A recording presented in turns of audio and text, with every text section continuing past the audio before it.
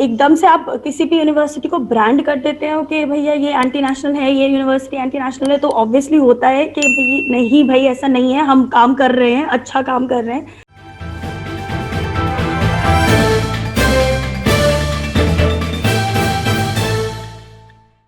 आज हमारे साथ वतन समाचार में विशेष बातचीत के लिए मौजूद है जामिया मिलिया इस्लामिया की रिसर्च स्कॉलर मारिया खान। मारिया, आपका इस्तकबाल। शुक्रिया सर। मारिया, आप प्राइम मिनिस्टर फेलोशिप के लिए मनोनीत हुई हैं, आपका नाम आया, उसे किस तरह से आप देखती हैं? सबसे पहले तो अपने बारे में कुछ बताएं आप। सर मैंने जो है अपनी ग्रेजुएशन और मास्टर्स एमयू से करी थी, केमिस्ट्री से। फिर मैं मुझे नैनो में इंटरेस्ट था, तो मैं जो है जामिया में जो centre for nano science and nano technology है, वहाँ as a research scholar enrol हुई थी डॉक्टर रफ़ीक अहमद के अंडर। वो मेरे रिसर्च गाइड हैं, सुपरवाइज़र हैं उनके अंडर। और वहीं से मुझे नैनो में बहुत इंटरेस्ट आया था, इसीलिए मैंने फिर जब ये फेलोशिप आई थी तो इस फेलोशिप के लिए फिर अप्लाई किया था। मारिया, आपको इंटरेस्ट क्यों नैनो में आया? उसके क्या कारण है? उसके पीछे क्या रीजंस रहे? सर ये बहुत न्यू फील्ड है, इमर्जिंग फील्ड है, इसमें बहुत काम हो सकता है, बहुत ज़्यादा हेल्पफुल मतलब दिखती है लोगों के लिए। और हम जो है बेसिकली जो हम काम करते हैं, हम ये काम करते हैं कि जो भी डिजीज़ेज़ इंसानों में हो सकती है हेल्थ के रिलेटेड, हम उसे डिटेक्ट करने में हम ऐसे डिवाइसेस बनाते हैं जो दूसरों को हेल्प करे उस डिजीज़ को जल्दी डिटेक्ट करने में। ये कैसे पॉसिबल होता है? क्या उसके क्या पीछे के क्या कारण होते हैं? कैसे एक आदमी जो है इन डिजीज को डिटेक्ट करता है और कैसे उसका पता लगाता है दूसरी बीमारियों के बनस्पत या दूसरे ट्रीटमेंट के बनस्पत? जैसे मैं आपको बताती हूँ, हमारी लैब में अभी तक काम हुआ है हाइड्राजीन पे। हाइड्राजीन एक इनऑर्गेनिक कंपाउंड होता है जो अगर बॉडी में जिसकी कंसंट्रेशन बढ़ जाती है तो उससे आपको कैंसर हो सकता है। वो ह्यूमन कार्सिनोजन होता है, आपको जो है उससे कैंसर हो सकता है। हम एक ऐसा डिवाइस बनाते हैं नैनो मटेरियल को लेके कि हम अपनी उस बॉडी में उस हाइड्राजीन की कंसंट्रेशन को नाप सकते हैं उससे। तो अगर आप उससे अपनी नापेंगे और आपको दिख रहा है कि आपकी बॉडी का हाइड्रोजन कंसंट्रेशन बढ़ रहा है, तो आप अपना इलाज पहले से स्टार्ट करा सकते हैं कि भाई ये जो भी उसकी कंट्रोल मेजर्स हैं आप पहले से लेना शुरू कर सकते हैं। तो इस चीज़ में ये फील्ड बहुत अच्छी है हेल्थ मॉनिटरिंग में। यानी कैंसर के जो टॉप के स्टेजेस होते हैं या जिसे आखिरी स्टेज कह लें, उससे पहले बहुत पहले आप हाँ, उस तक जाने से बहुत पहले हम आपको वो बच सकते हैं। जैसे आप ग्लूकोमीटर देखते हैं, वो भी इसी टेक्नोलॉजी से बना है जिससे आप शुगर नापते हैं। मारिया, उमूमन मुस्लिम लड़कियों के बारे में खासतौर से ये परसेप्शन है कि वो पढ़ना नहीं चाहती हैं या उनके माँ बाप उनको पढ़ाना नहीं चाहते हैं। आप इस परसेप्शन को किस तरह से देखती हैं? सर देखिए, पढ़ाना नहीं चाहते ऐसा नहीं है, माँ बाप सब अपने बच्चों को पढ़ाना चाहते हैं। रिसोर्सेज नहीं है, हमारी कम्युनिटी में बहुत कम लोगों के पास इतनी रिसोर्सेज होती हैं। फिर उनको ऑप्शन मिलता है कि लड़का या लड़की, तो फिर लड़की की तरफ जाते हैं। लेकिन ऐसा नहीं है कि पढ़ाना नहीं चाहते, पढ़ाने की अपॉर्चुनिटीज़ कम है, वो सबके लिए कम है। ऐसा नहीं है कि वो मुस्लिम है तो इसलिए कम है, वो सबके लिए हायर एजुकेशन में जितना आप जाते जाओगे वो कम है। तो आपने अपने लिए खुद रास्ता चुना या आपके पेरेंट्स ने आपको उसके लिए तैयार किया या आपके टीचर्स ने, प्रोफेसर्स ने, डॉक्टर्स ने आपको तैयार किया? वो कौन लोग थे? सर मैं तो अपने आप को बहुत लकी मानती हूँ क्योंकि मेरे साथ कभी कोई मसला नहीं था। मेरे पेरेंट्स ने भी बहुत इनकरेज किया, मेरी मम्मी ने भी बहुत इनकरेज किया, मेरी बहनों ने भी इनकरेज किया। मतलब मेरी फैमिली में ऐसा कुछ नहीं है कि आपको इनकरेजमेंट की कमी है, या इनफैक्ट मेरे पास हमेशा ये था कि आपको पढ़ना है।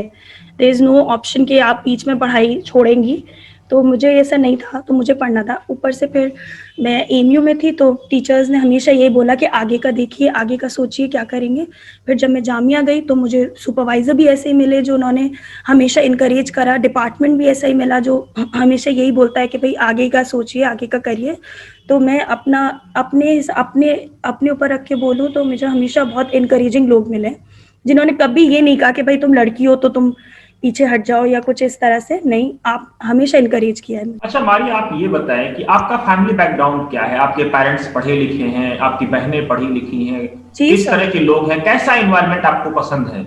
जी सर, मेरे घर में सब पढ़े लिखे हैं। मेरे पापा इंजीनियरिंग करे हुए हैं, मेरी मम्मी पीएचडी करे हुए हैं ज्योग्राफी से खुद, और मेरी सारी बहनें पढ़ी हुई हैं। मेरे घर में सब एजुकेशन को बहुत वैल्यू दी गई है। ऐसा कुछ नहीं है कि पढ़ाई को बैक सीट दी गई हो, पढ़ाई को फ्रंट सीट दी गई है। तो आप बता रही हैं फादर इंजीनियर हैं, मदर पीएचडी है, तो टकराव भी होता होगा कई बार? नहीं नहीं, ऐसा कुछ नहीं है, बट हाँ मतलब वो चीज है। अच्छा, आप खुद एएमयू एक इंटरनेशनल यूनिवर्सिटी है, दुनिया में भारत की एक गौरव को गौरवान्वित करती है, जी, उसके बावजूद आप जामिया क्यों गए? ऐसा कुछ नहीं है कि एएमयू से जामिया क्यों गए, वो इस वजह से गए क्योंकि मुझे वहाँ का जो ये सेंटर है ये पहले बन गया था, मुझे एक अच्छा सुपरवाइजर मिल रहा था, और ग्रोथ आपको करनी चाहिए। अगर आप सिर्फ एक रिसर्च फील्ड ऐसी है कि अगर आप सिर्फ एक ही इंस्टीट्यूट में रह रहे हैं तो कहीं ना कहीं ग्रोथ लिमिटेड हो जाती है, आपको एक्सप्लोर करते रहना चाहिए। इनफैक्ट जामिया के बाद में अगर मैं पोस्ट डॉक के लिए जाना चाहती हूँ तो मैं कोशिश करूंगी कि मैं बाहर जा सकूँ इंडिया से, कि इंडिया को एक्सप्लोर कर लिया, अब बाहर जाएं, कुछ और करें। तो इसमें कुछ वो नहीं है कि वो क्या, आप जितना आप कलेक्टिव आप जितना एक्सप्लोर कर सकते हैं पढ़ाई को, उतना एक्सप्लोर करना चाहिए। यानी इन्वायरमेंट के साथ एक्सपोजर इंपॉर्टेंट है। जी जी, बहुत एक्सपोजर बहुत इंपॉर्टेंट है। अच्छा मारिया, आपने इस नैनो जो स्कॉलरशिप है प्राइम मिनिस्टर की, उसके लिए कैसे मेहनत की, क्या किया, कुछ बताएं ताकि और लोग इस लाइन में आ सकें, जो दर्शक हमारे देख रहे हैं, जो बच्चे देख रहे हैं, जो बच्चियां देख रही हैं, जो स्टूडेंट देख रहे हैं। सर इसके लिए ना मेनली इम्पॉर्टेंट है कि आप अपना एकेडमिक रिकॉर्ड वो अच्छा रखें, और ओवरऑल अपना अच्छा रखें। और इसमें प्राइम मिनिस्टर स्कीम में यही चीज़ थी कि आपके पास रिसर्च प्रपोजल अच्छा होना चाहिए, और आपके जो कोर्स वर्क की पढ़ाई है उसमें आपके अच्छे मार्क्स होने चाहिए। तो उसी पे डिपेंड करता है। मतलब इसकी कोई ऐसा नहीं है कि आपको कोई टेस्ट है जिसकी आपको तैयारी करनी है, टेस्ट नहीं है ये, लेकिन आपकी ओवरऑल परफॉर्मेंस, ओवरऑल जितना आपने आज तक किया है उसके ऊपर डिपेंड करता है। लेकिन इसके लिए अप्लाई तो करना होता होगा, कुछ रूल रेगुलेशंस होंगे, कुछ चीजें होंगी।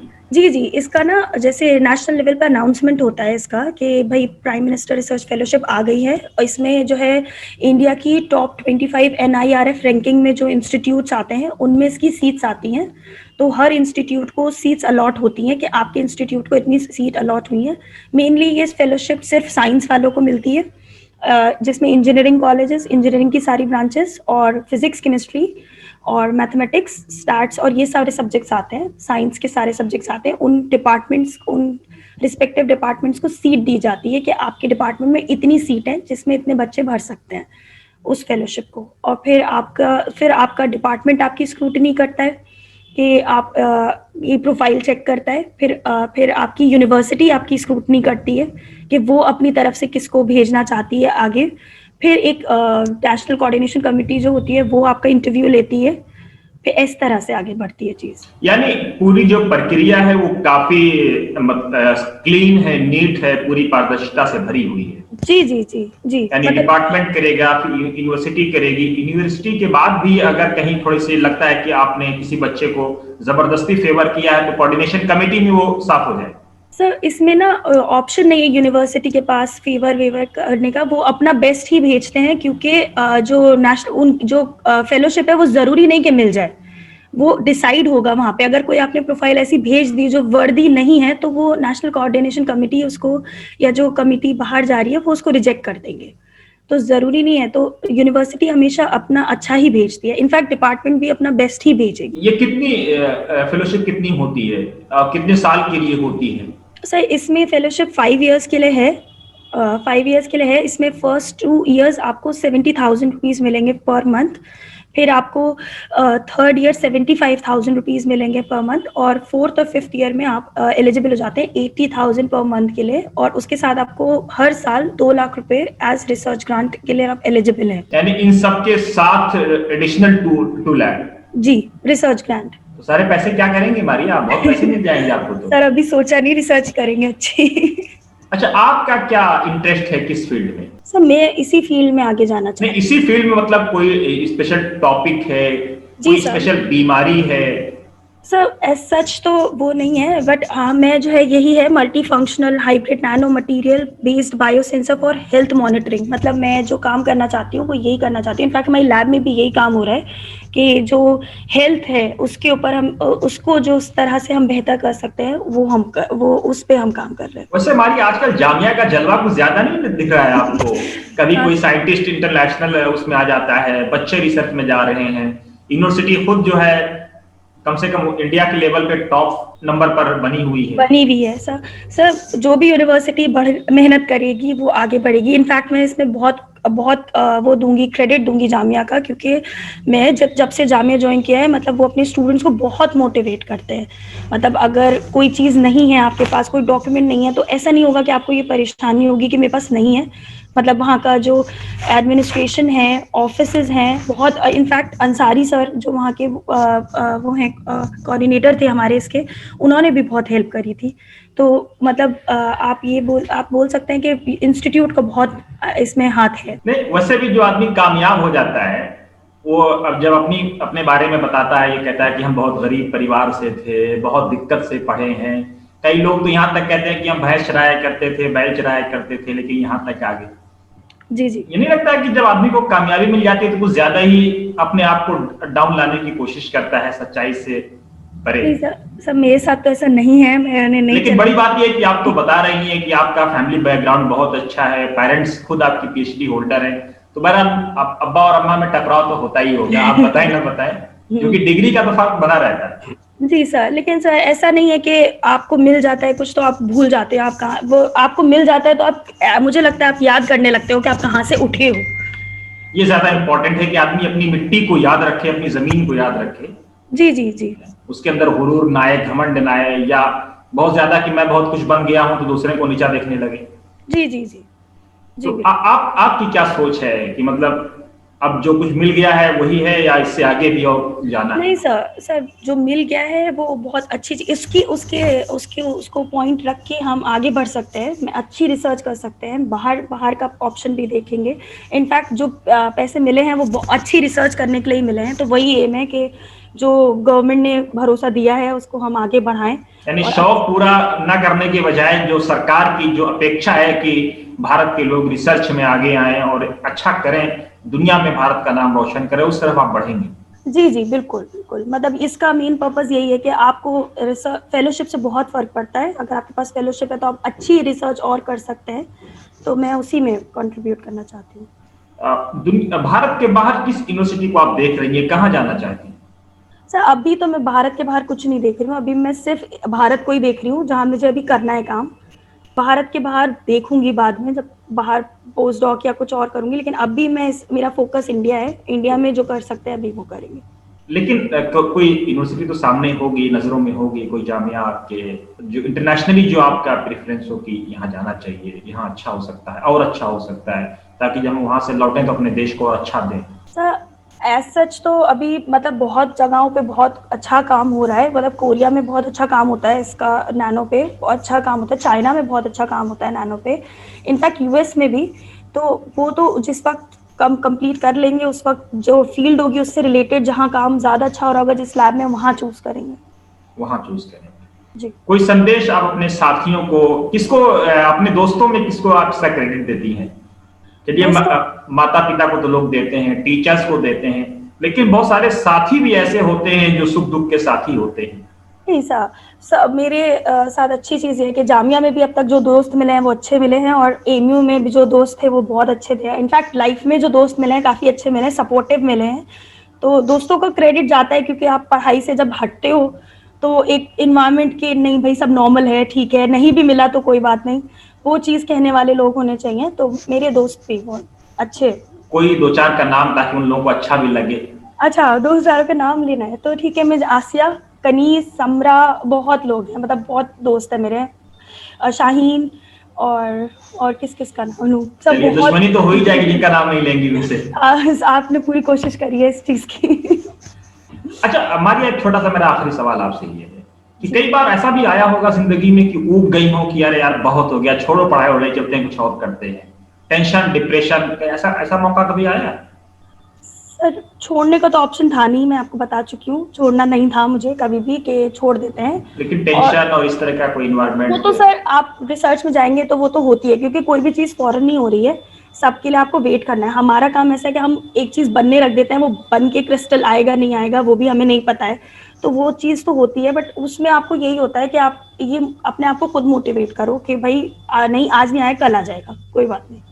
अच्छा, एक चलते चलते बता दीजिए कि आपकी दोनों यूनिवर्सिटी, चाहे वो जामिया हो या एएमयू हो, कई बार विवादों में भी रहते हैं, कई बार निशाने पे भी इनको लिया जाता है।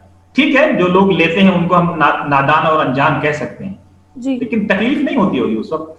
एकदम से आप किसी भी यूनिवर्सिटी को ब्रांड कर देते हो कि भैया ये एंटी नेशनल है, ये यूनिवर्सिटी एंटी नेशनल है, तो ऑब्वियसली होता है कि भाई नहीं भाई ऐसा नहीं है, हम काम कर रहे हैं, अच्छा काम कर रहे हैं। लेकिन मुझे लगता है ये प्रोपेगेंडा के तहत होता है, इतना ऐसा कुछ नेशनल व्यू नहीं होती है ये। इट्स जस्ट कभी रिलेटेड काम करते हैं मशहूर होने के लिए, ऐसा नहीं है कि हम सिर्फ यही करते हैं। मशहूर होने के लिए हमारे पास और वो हैं चीजें। बचपन में हम लोग भी सुना करते थे ना कि बदनाम ना होंगे तो क्या नाम नहीं होगा। जी जी जी। चलिए मारिया, आपसे बात करके बहुत अच्छा लगा। हम उम्मीद करते हैं कि आप इसी तरह से दिन दूनी रात चौगुनी तरक्की करती रहें जी। और भारत का नाम पूरी दुनिया में उसी तरह रोशन करें जिस तरह से सुंदर पिचई जैसे लोग कर रहे हैं, और हमारे जो फॉर्मर आरबीआई गवर्नर थे रघुराम राजन जैसे लोग, ताकि कम से कम ये लगे कि भारत के बच्चे वाकई दुनिया को अपनी सलाहियत का लोहा मनवा सकते हैं, और जब भारत में लौटें तो भारत की ऐसी सेवा करें कि कम से कम मिनिमम प्रॉफिट जो गरीबी है उसको भी दूर करने में लोगों को मदद मिले। क्योंकि ट्रीटमेंट बहुत बड़ा, नहीं लगता आपको ट्रीटमेंट बहुत बड़ा जरिया है लोगों की खिदमत करने का? क्योंकि इलाज करोड़ों में लोग पहुंचा देते हैं, खासतौर से कैंसर तो ऐसा डरा देते हैं कि साहब तो आदमी बचेगा ही नहीं। तो इस पे जिस फील्ड में आप हैं वाकई वो मुबारकबाद की फील्ड है। हम वतन समाचार की तरफ से आपको मुबारकबाद देते हैं। कोई संदेश आप देना चाहें तो फाइनल कमेंट दे सकती हैं। नहीं, मैं बस इतना ही कहना चाहूंगी कि आप जिस भी फील्ड में हो बस आप उसमें आगे बढ़ने की कोशिश करते रहे, और कुछ ना कुछ तो हो ही जाता है। मतलब ऐसा कुछ नहीं है कि ये नहीं वो नहीं, डिसहार्टेड ना हो, आप अपनी फील्ड में आगे प्रोग्रेस करने की कोशिश करें। वही इकबाल के शब्दों में कहें कि न कर तकदीर का शिकवा, मुकद्दर आजमाता जा, मिलेगी खुद बखुद मंजिल, कदम आगे बढ़ाता जा। जी, बहुत बहुत शुक्रिया आपसे बात करने के लिए।